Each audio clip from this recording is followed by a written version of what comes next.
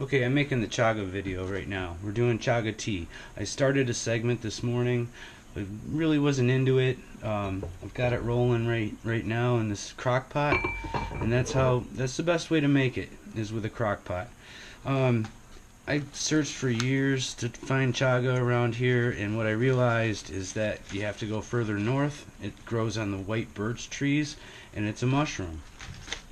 This is the chunk of chaga I bought. I've already taken chunks off of it, like this, and you'd use, like, what I used was a cleaver and like a 2x4, and just like slowly knock that stuff off of there. The company I ended up buying from was, I don't know if you can see it or not, it's chagapureandsimple.com, and I got it through Amazon. And this comes from Canada, so that's way up north, and that's where you would find the chaga growing.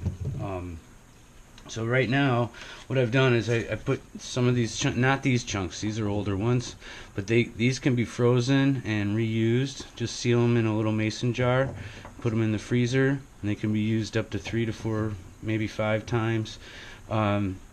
The last batch, I just let it sit in the crock pot for a week on warm, so it would be warm every morning when I would, get a cup of it. And that's another thing is, if it's your first time using chaga, you only should really have a little bit every morning until you build up your system. See how it goes with you. I like it. It's kind of caramely in a way. I put a little milk in there and some honey and stuff, and sometimes the brown sugar, like the brown crystal unrefined sugar.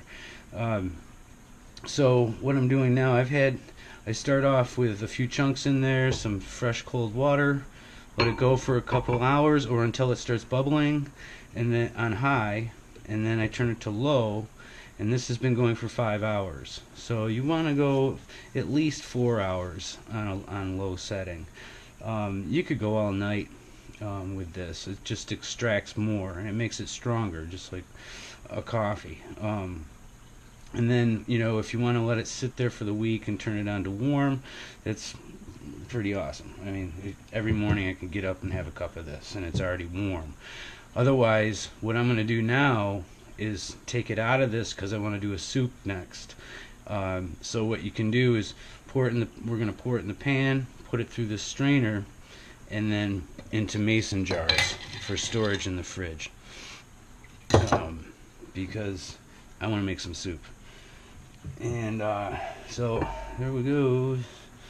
Let's see. Look at that. It smells pretty good.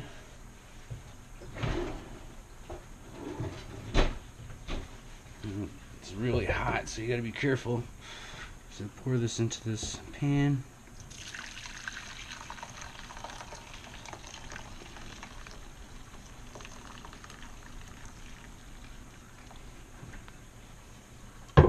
And that's using just a few chunks. I only have probably about that much in there.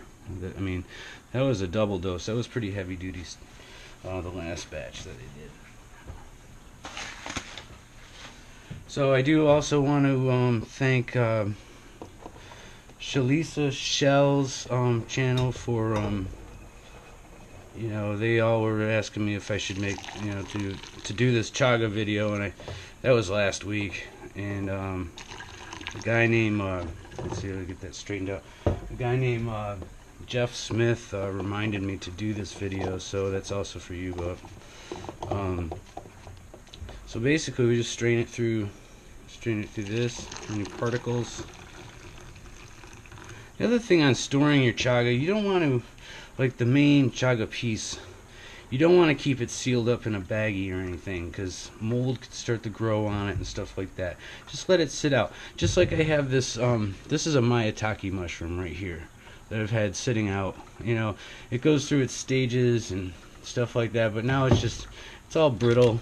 I can just break pieces off of it and use this in a tea or a soup.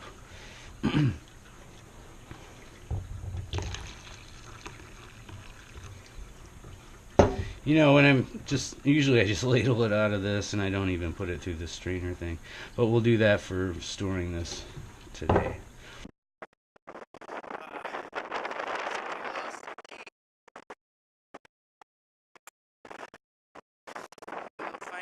Sip it